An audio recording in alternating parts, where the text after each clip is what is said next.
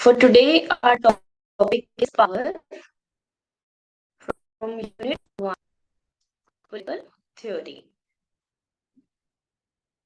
Okay, तो आज हम power का concept पढ़ेंगे. Now, talking about the coupons, for 60% off avail, you can use the coupon AK Live and you can avail 60% off. अभी आपको only 399 पे ये कोर्स मिल रहा है. इन नंबर्स पे आप कांटेक्ट कर सकते हैं for more details of the courses of the test series and entire information of mission Abhyas. ठीक है, ये यूट्यूब चैनल है जिसपे आपको डेली फ्री वीडियोस मिलेगा of different subjects for your UGC NET CUET preparation. Okay, once again, both paper 1 and 2 you can get for only 399 rupees और 6 months के लिए ये सब्सक्रिप्शन आपका है. 60% ऑफ अवेल करने के लिए AK लाइव कूपन यूज कर सकते हैं. Okay, and this is a limited time deal, so इसमें please do not delay and avail this offer time रहते.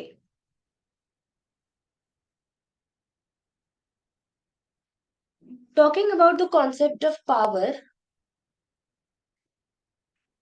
Power is a central concept of political science. अब central concept power को क्यों बोल रहे हैं? क्योंकि पावर डायनेमिक्स पे ही पूरा पॉलिटिकल साइंस रेस्ट करता है. डायनेमिक्स पे पूरा पॉलिटिकल साइंस रेस्ट करता है, रिलाय करता है.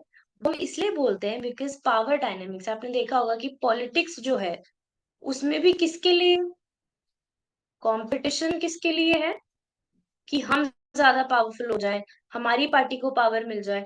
तो पूरी पॉलिटिक्स इस पावर के कॉन्सेप्ट के अराउंड रिवॉल्व करती है. Only not only politics, even in the global world, even in the global world, the concept of power is the central theme. Okay, it is the central theme. Now, it is the ability to influence and control the behavior of others. Now, power basically क्या है कि आप अपनी ability से, अपनी क्षमता से दूसरों के डिसीजंस को इन्फ्लुएंस कर दो या उनके बिहेवियर को इम्पैक्ट कर दो, उनका बिहेवियर कंट्रोल कर लो. तो this is all what is power का कॉन्सेप्ट, कि आप अपनी एबिलिटी के अकॉर्डिंग लोगों पे क्या इन्फ्लुएंस डालते हो. कभी कभी किसी की मैनिपुलेटिव पावर आपने सुनी होगी. मैनिपुलेटिव पावर इतनी स्ट्रांग है कि अगर उसने कह दिया कि हमें ये चीज करनी है तो वो पूरी जनता को, एक लार्ज पॉपुलेशन को कन्विंस कर लेते हैं कि यस दिस इज राइट, हमें करना है. ठीक है, इसका एक और एग्जाम्पल मैं आपको देती हूँ रियल लाइफ से, आप जिसे कनेक्ट कर सकते हैं, which is the concept of religion. Religion के कॉन्सेप्ट में क्या है, बहुत ऐसे बिलीफ्स हैं, कस्टम्स हैं जो कि हम लोग इन्फ्लुएंस होके मानते हैं. हमारे ऊपर उस रिलीजन का इम्पैक्ट होता है, हम इन्फ्लुएंस होके मानते हैं. Okay, now power, it is often said that the concept of power holds the same status in the realm of political science as held by the concept of money in the economy.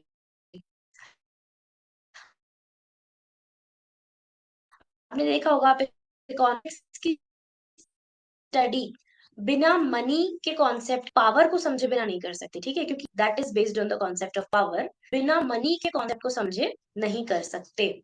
जैसे bank के लिए money important है ना, वही politics के लिए power important है.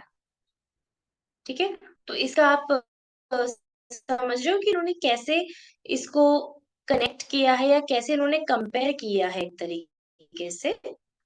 ठीक है, ये आपको एक एग्जाम्पल के थ्रू इन्होंने एक्सप्लेन किया है कि कैसे दूसरे डोमेन में जैसे मनी है इकोनॉमिक्स में, वैसे ही पावर है पॉलिटिकल साइंस में. ओके, इतना I hope is clear the basic understanding of power.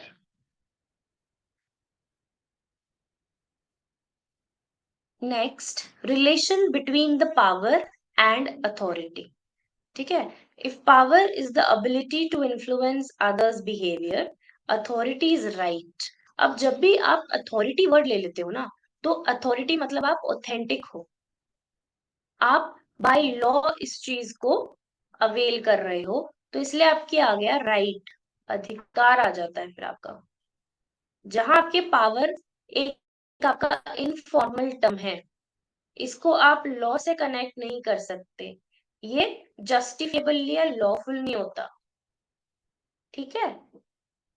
तो पावर जो है वो टर्म लॉफुल नहीं है, लेकिन अथॉरिटी लॉफुल है, इसलिए अथॉरिटी शब्द के साथ राइट टू डू सो आ जाता है, ठीक है। अथॉरिटी जैसे आप समझो कि अगर ऑफिशियल ग्राउंड्स पे मैं बात करूं, तो जैसे ही कोई अगर अपनी लोकेलिटी में पावर शो कर रहा है, कोई भी इंसान, लेकिन जैसे ही वो एमएलए बनेगा, तब उसके पास अथॉरिटी आ जाएगी। एमएलए बनने से पहले उसके पास अथॉरिटी नहीं है, कोई पोजीशन नहीं है, लेकिन जरूरी नहीं है कि वो पावरफुल ना हो, पावरफुल हो सकता है, पर अथॉरिटी कब है, जब उसे कोई लॉफुल ऑफिशियल पोजीशन मिल जाए, तब उसकी पावर को हम अथॉरिटी बोल देते हैं। I hope this difference is clear between the power and authority. Next है, authority and power are intrinsically interlinked, बिल्कुल सही, ठीक है। बस अगर आप लॉफुल टर्म में बोलोगे अथॉरिटी हो जाता है, बाकी दोनों इंटरलिंक्ड कॉन्सेप्ट हैं। Authority is rarely exercised in the absence of power, ठीक है। अगर पावर नहीं है तो आप अथॉरिटी एक्सरसाइज ही नहीं कर सकते ना, अथॉरिटी एक फॉर्म ऑफ पावर ही है, बस ये आपकी ऑफिशियल हो जाती है, ओके। तो आप पावर के बिना, एब्सेंस ऑफ पावर में आप अथॉरिटी क्या एक्सरसाइज करोगे? Power always implies some amount of authority, बिल्कुल, आपके पास जैसे ही अथॉरिटी हो जाएगी ना, तो आप उस चीज को लॉफुली कर दोगे।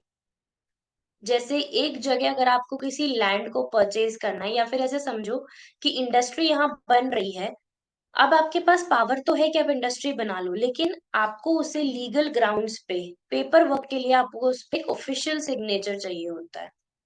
वो आप किसी, कहते हैं ना ऑथराइज्ड सिग्नेचर, क्यों कहते हैं ऑथराइज्ड सिग्नेचर? क्यों? क्योंकि वो किसी अथॉरिटी से हम ले लेते हैं, तो वो लॉफुल हो जाता है, ठीक है। This is the concept of authority. Max Weber considered authority as a form of power, a legitimate power.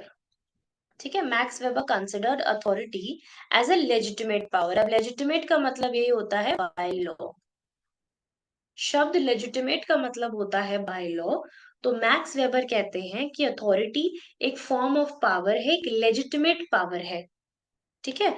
तो अथॉरिटी को इन्होंने क्या बोल दिया कि पावर के साथ जब आप लेजिटिमेसी मिला दोगे, जब आप बाय लॉ उसे मान लोगे, तो आपकी पावर बन जाएगी अथॉरिटी, ठीक है। तो जब आप पावर के साथ लॉ मिला दोगे, तो आपकी बन जाएगी authority. I hope this is clear.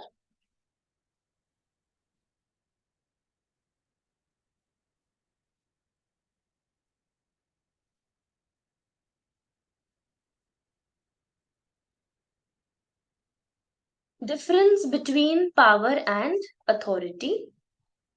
Now, power is the ability to influence. Power क्या है?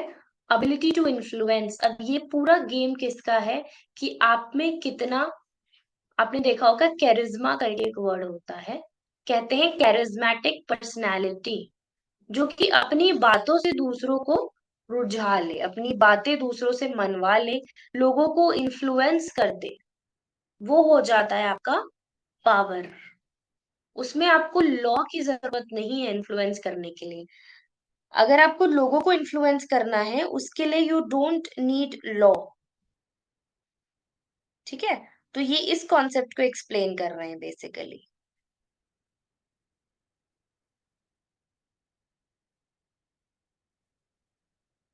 It is often identified with persuasion, pressure, threat, coercion और violence।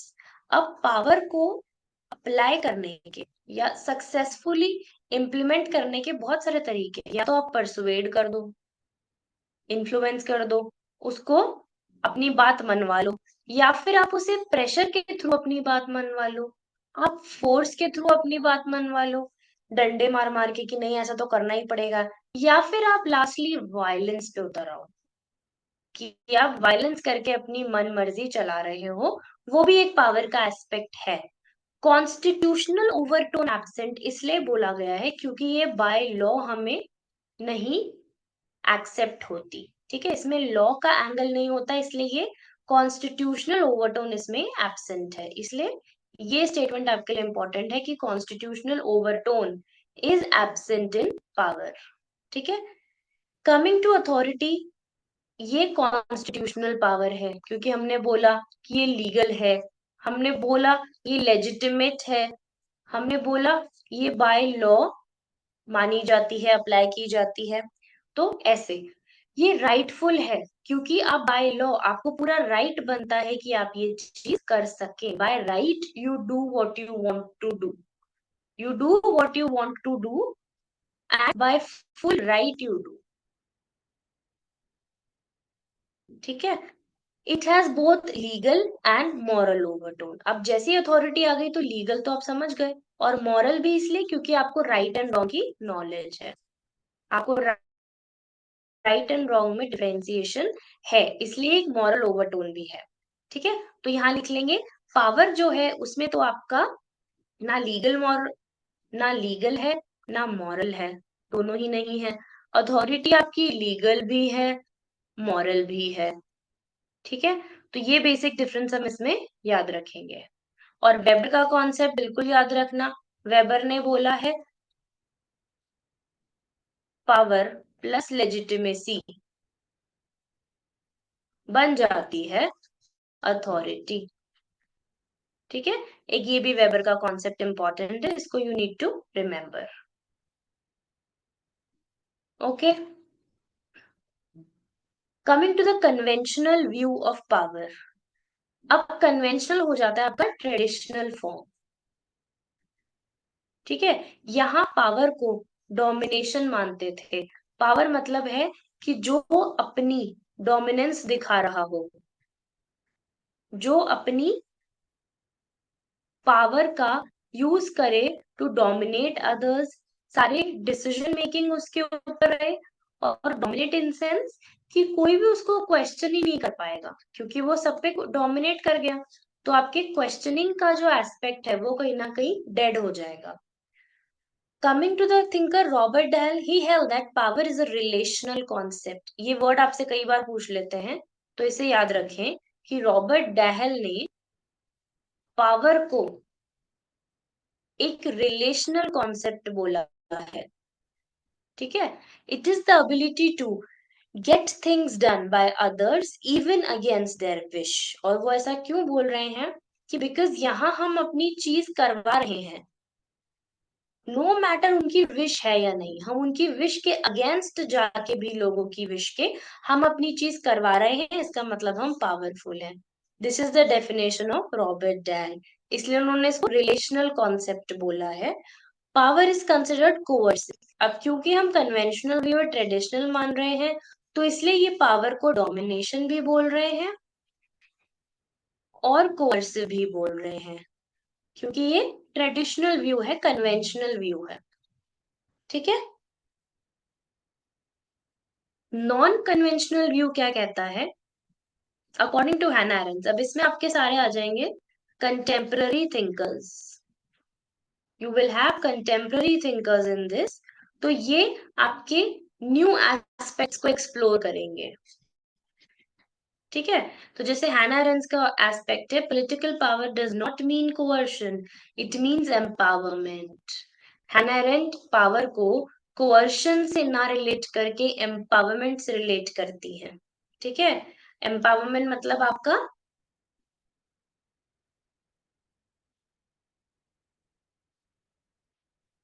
हाँ सशक्तिकरण। एम्पावरमेंट मतलब आपका सशक्तिकरण होता है। What is wrong? ठीक है, सशक्तिकरण, this is your empowerment, to empower someone, to give strength to someone, to lead growth of someone. ठीक है, ये हो गया empowerment. Steven Lukes in his book power और रेडिकल व्यू, ये बहुत बार पूछी है कि स्टीवन ल्यूक्स की कौन सी बुक है, इनकी बुक है पावर के कॉन्सेप्ट पे, लेकिन ये बात करते हैं एक रैडिकल व्यू की। ठीक है, हैज गिवन 3 फेसेस। अब इन्होंने 3 फेसेस बताए हैं अपनी रैडिकल व्यू में। पहला है डिसीजन मेकिंग, दूसरा है नॉन डिसीजन मेकिंग, तीसरा डिजायर्स को शेप करना। ठीक है, तो ल्यूक्स ने बताए हैं 3 डायमेंशंस। पहला है related to the decision making, दूसरा is related to the non decision making, तीसरा is related to the shaping of desires. ठीक है, तो पावर के अलग अलग एस्पेक्ट ये बेसिकली आपको बता रहे हैं। ठीक है, तो this is related to that concept.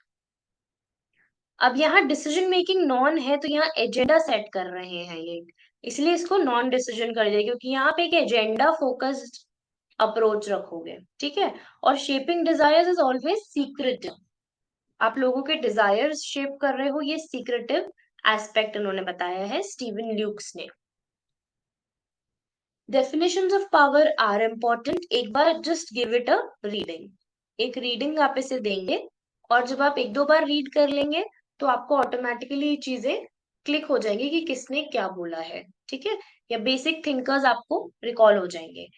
जैसे for Morgenthau, he says power of a man over the minds and actions of other man. तो भी एक मैन का इन्फ्लुएंस, एक मैन का पावर ओवर अदर बताते हैं, पर कैसे? Over the minds and the actions. तो 2 शब्द मॉर्गैंथो ने यूज किए, एक तो किया माइंड, एक किया एक्शन। पावर की बात तो सभी करेंगे, मॉर्गैंथो की डेफिनेशन में क्या है? Mind and action. Weber, Weber का हमने कभी पढ़ा था, exercise one's will over the other. तो यहाँ इन्होंने शब्द यूज किया विल।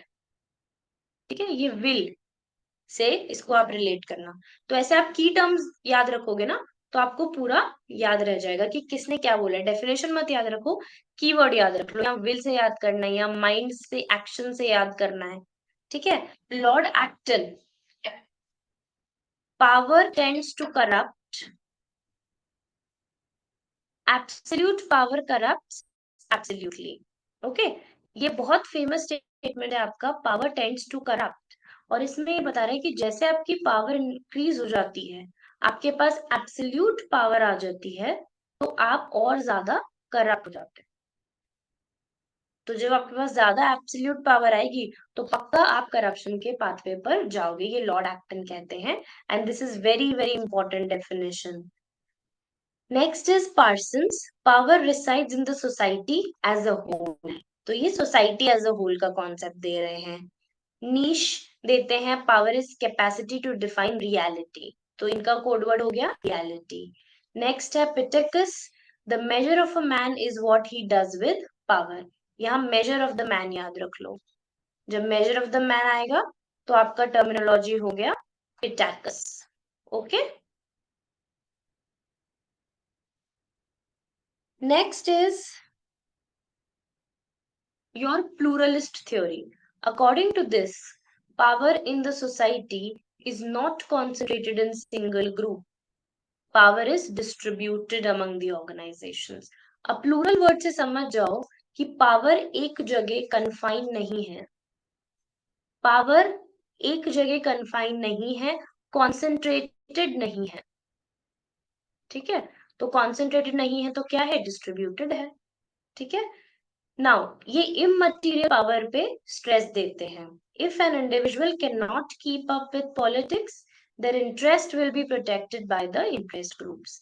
तो ये कह रहे हैं जो पॉलिटिक्स में एक्टिव नहीं होते, उनके लिए इंटरेस्ट ग्रुप्स वाला एक एंगल है विच इज एक्टिव, एंड जो उनके इंटरेस्ट को गवर्नमेंट के सामने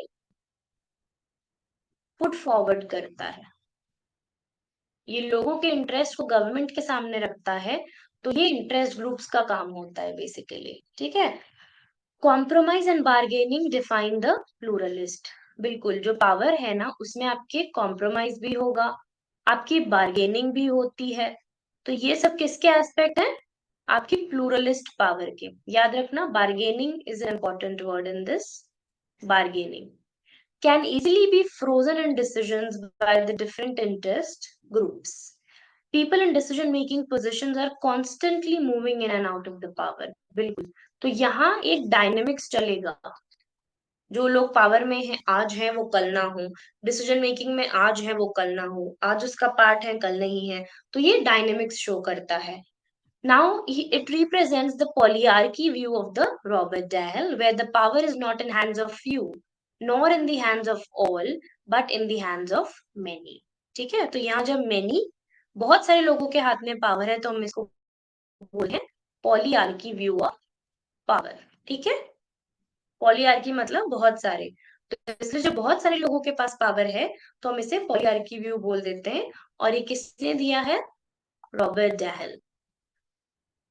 ओके।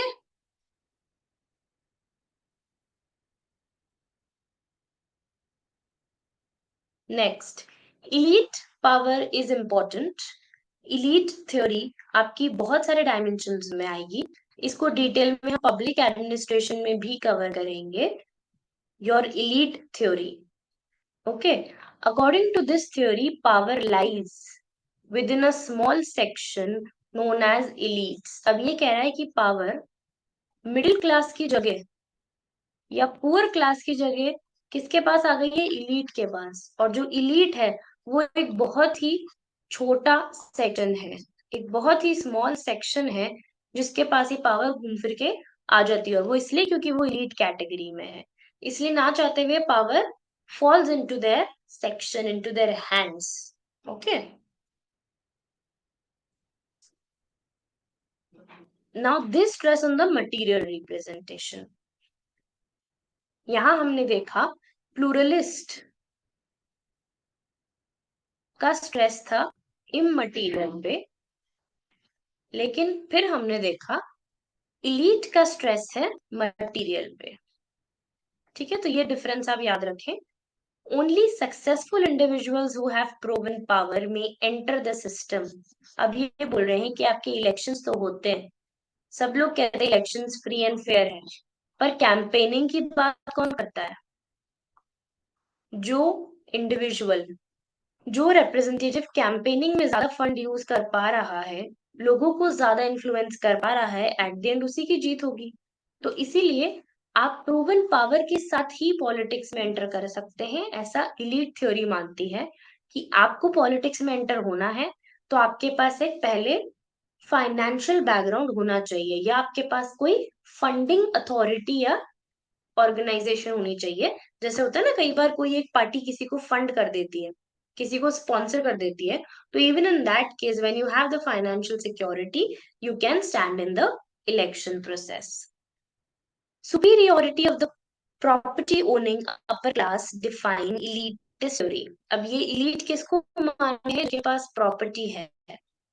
ठीक है, जिनके जो कि बेसिकली अपर क्लास के लोग हैं, अपर स्ट्रेटा के लोग हैं, उनको ये इलीट थ्योरी के मेंबर्स मान रहे हैं। It implies power circulates in a closed loop. Close loop इसलिए कह रहे हैं क्योंकि वो इलीट के थ्रू आपस में ही इंटरचेंजेबली ट्रांसफर होती जाती है, और ये लोअर स्ट्रेटा तक पहुंचती ही नहीं है, एक क्लोज लूप की तरह वहीं वहीं कन्फाइंड रह जाती है। Power is decided at the top and masses are यूनिफ अनइन्फॉर्म्ड। ठीक है, तो पावर क्या है कि टॉप अथॉरिटी पे, जो कि टॉप पे अथॉरिटी पे उन लोगों के यहाँ से आपको ऑर्डर्स मिल जाएंगे।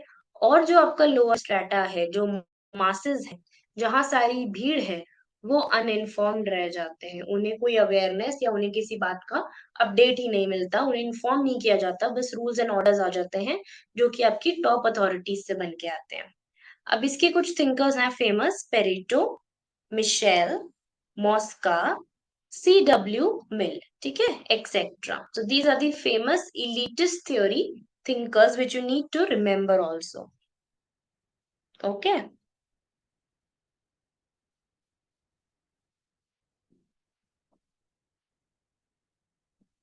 Next, Marxist theory. अब मार्क्सिस्ट का नाम आते ही you have to relate marks की थ्योरी, जो कि बेस्ड है क्लास स्ट्रगल पे। ठीक है, मार्क्स की थ्योरी क्लास स्ट्रगल पे बेस्ड है, और डोमिनेंट और वर्किंग क्लास का डोमिनेंट और वर्किंग क्लास का जो क्लैश है उस पे बेस्ड है बेसिकली। ठीक है, तो इसको देखते हैं। According to Marxist the sources of power include ownership and the control of economic poverty property wealth control of finance. तो ये हो गया आपका ownership.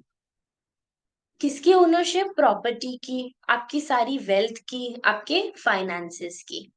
Okay, control over the ideas through the social media and the socialization, and last is control over the state।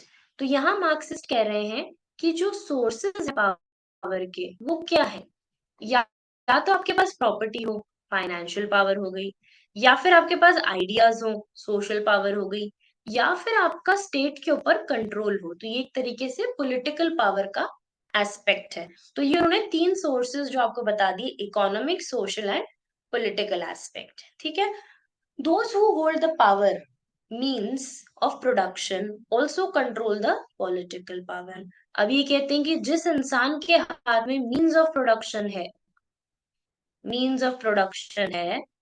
which is your land, your labor, your capital। and यहाँ capital का meaning होता है आपके fund. ठीक है, land labour capital जिसके control में है, at the end political power भी उसके पास ही आएगी, क्योंकि उसके पास इतना फाइनेंशियल पावर है कि वो पॉलिटिकल पावर को इजीली अट्रैक्ट कर सकता है। तो political power is outcome of the economic. ये बोल रहा है जिसके पास इकोनॉमिक है, मतलब सबसे ज्यादा इंपॉर्टेंस ये किसको दे रहे हैं? इकोनॉमिक पावर को। और ये बोल रहे हैं कि जिसके पास इकोनॉमिक पावर है उसको पॉलिटिकल पावर गेन करने में कोई प्रॉब्लम नहीं फेस होगी, वो उसका आउटकम है। जैसे कहते हैं ना, हम एक गेट से घुसे तो उसके आगे वाला रूम जो है वो उसका आउटकम है, कनेक्शन है। तो वैसे इकोनॉमिक पावर के बाद पॉलिटिकल पावर आपका आउटकम है। आपने देखा होगा कितने सारे बॉलीवुड सेलिब्रिटीज हैं, now they are part of the Vidhan Sabha, they are part of the Rajya Sabha, okay? Some of them are ministers. So what are they having? They're having the political positions, political authority। कैसे है? क्योंकि उनके पास economic power की कोई कमी नहीं है। ठीक है, power is therefore held by the owning class, और owning class को ये बोलते हैं bourgeois। ओनिंग क्लास मतलब हो गई आपकी प्रोडक्शन क्लास, जो कि आपका प्रोडक्शन इंडस्ट्री चला रहे हैं basically. They are the bourgeois, also called the production class. ठीक है, बुर्जोज को प्रोडक्शन क्लास भी बोलते हैं। Who dominate and exploit the working class, जो कि आपकी प्रोलेटारिएट हो गई। कौन सी हो गई? Working class.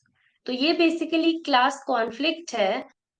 क्लास कॉन्फ्लिक्ट की स्टडी बताते हैं मार्क्सिस्ट थिंकर्स, कि कैसे एक प्रोडक्शन क्लास एक्सप्लॉइट करती है या मिसयूज करती है ऑफ द वर्किंग क्लास। कैसे एक्सप्लॉइट कर रही है या कैसे मिसयूज कर रही है ऑफ द वर्किंग क्लास, ये इस कॉन्सेप्ट को एक्सप्लेन कर रहे हैं। ठीक है, ओके।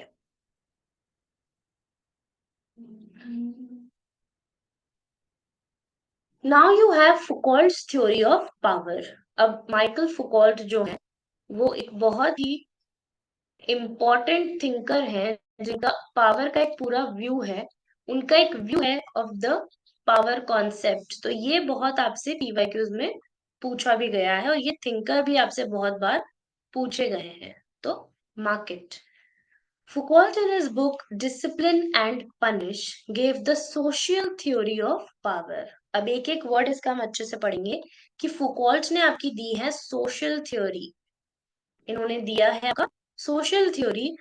अब सोसाइटी में क्या होता है? या तो कोई पनिश होता है, और दूसरा हम डिसिप्लिन मेंटेन कर लें इसलिए हम किसी को पनिश कर देते हैं। तो ये सोसाइटल एस्पेक्ट बता रहे हैं, सोशल थ्योरी ऑफ पावर बता रहे हैं इनकी बुक में, discipline and punish. His famous quote about power is that knowledge is power. ये मानते हैं कि अगर किसी इंसान के पास अवेयरनेस है, अगर किसी इंसान के पास नॉलेज है, ठीक है, तो वो ऑटोमेटिकली पावरफुल हो जाएगा। ऑटोमेटिकली वो पावरफुल हो जाएगा, नॉन क्वेश्चनेबल हो जाएगा, और लोग उसके आगे सोच समझ के बोलेंगे, क्योंकि लोगों को पता है कि उसके पास अवेयरनेस है, वो रैशनली सोचता है। ठीक है, तो इसलिए knowledge is power is given by Foucault. और ये स्टेटमेंट आपका बहुत इंपॉर्टेंट है, ये आपसे कई बार पूछा जा चुका है, तो please make a note of it. Knowledge is power. His theory of power is unconventional in nature. अब अनकन्वेंशनल हमने पढ़ा है, दो थ्योरीज पढ़ी हमने, कन्वेंशनल और नॉन कन्वेंशनल। इनकी अनकन्वेंशनल है, मतलब इनका एक मॉडर्न पर्सपेक्टिव है, कंटेम्पररी पर्सपेक्टिव है। ठीक है, तो ये पावर को कोअर्सिव नहीं बोलेंगे। लेट्स सी ये क्या बोलते हैं। According to Foucault, power is everywhere. Power flows throughout the society in the form of network of capillaries. अब इन्होंने ये इसलिए बोला है कि जैसे हमारा ब्लड फ्लो करता है ना, एक नेटवर्क में, आपने देखा होगा वेन्स हैं, कैपिलरीज हैं, तो ऐसे हमारा ब्लड फ्लो करता है। तो वैसे ही कह रहे हैं कि पावर भी फ्लो करती है, एक नेटवर्क फॉर्म में फ्लो करती है। जैसे आपने देखा होगा ना कि हायर अथॉरिटी होगी, उसके बाद उसके बाइफरगेशंस हैं, उस एक बॉस के अंडर आपके बहुत सारे ऑफिशियल्स काम कर रहे हैं, तो ये क्या हो गया, कैपिलरी सिस्टम, एक नेटवर्क है जो कि पावर कैसे फ्लो करती है। मान लो सिंगल बॉस, उसके अंडर तीन, तो आपने तीन जगह कर दिया, इसके अंडर फिर से चार, तो चार जगह फ्लो हो गई, इसके अंडर भी फिर से चार, समझ रहे हो, ऐसे इसके अंदर भी चार। तो ये क्या हो गया, एक नेटवर्क बन गया, एक कैपिलरी सिस्टम बन गया जिसमें फ्लो हो रहा है। तो ऐसे ही पावर का फ्लो फoucault एक्सप्लेन करते हैं। दूसरा, इसीलिए वो इस इन नेटवर्क स्ट्रक्चर के कारण लिखते हैं कि power is everywhere. Okay, everywhere. तो ये दो चीजें हमें याद रखनी है कि नॉलेज इज पावर, और दूसरा पावर इज एवरीवेयर किसने दिया था, फूकॉल्ट ने दिया था। और फूकॉल्ट किसके थिंकर हैं, पावर के कॉन्सेप्ट के थिंकर हैं। उनकी इंपॉर्टेंट बुक का नाम है discipline and punish. Along with that इन्होंने ये बुक किसके ऊपर बेस्ड रखी थी, social theory of power, social theory, knowledge power, power is everywhere and it works in the system of capillaries।